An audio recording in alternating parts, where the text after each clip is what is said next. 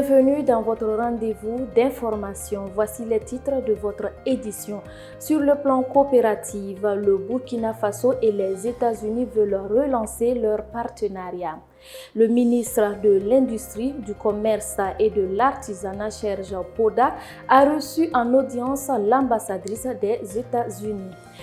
Les échanges ont porté sur le renforcement des relations bilatérales et la volonté commune d'insuffler une nouvelle dynamique de coopération dans des secteurs stratégiques tels que l'industrie, le commerce et l'artisanat. La Sonabel en alerte face au risque de coupure d'électricité. Elle prévient d'éventuelles perturbations dans la fourniture d'électricité en raison de la période de forte chaleur marquée par une hausse de la demande énergétique. L'entreprise annonce des mesures d'anticipation pour limiter les coupures et appelle les usagers à un usage responsable de l'électricité afin de préserver la stabilité du réseau. La réinsertion par le travail saluée par le gouvernement.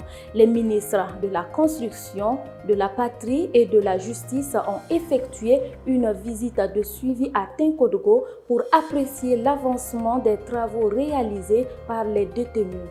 Cette initiative nationale déployée dans 22 maisons d'arrêt vise à désengorger le milieu carcéral tout en impliquant les détenus dans des chantiers de développement à forte intensité de main-d'œuvre mettant en avant la réinsertion sociale par le travail. Au Niger, Nathalie Yamba officiellement installée. Le président Abdourahmane Tiani a reçu Nathalie Yamba, récemment nommée conseillère spéciale, à qui il a été remis un passeport diplomatique. Elle a exprimé sa gratitude au CNSP, au gouvernement et au peuple nigérien tout en réaffirmant son engagement actif aux côtés du Niger. Nathalie Yamba a également salué les forces de défense et de sécurité, assurant les autorités de son soutien constant. Au Venezuela, la rue exposée aux fractures politiques.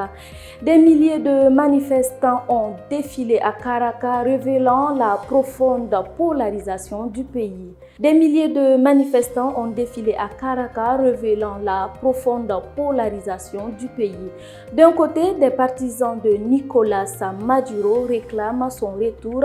De l'autre, étudiants et familles de détenus politiques exigent l'adoption rapide d'une loi d'amnistie promise par les autorités.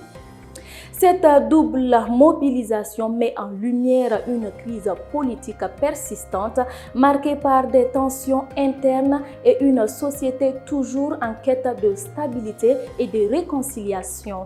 C'est tout donc pour ce bulletin d'information. L'actualité continue sur www.kazibatv.bf.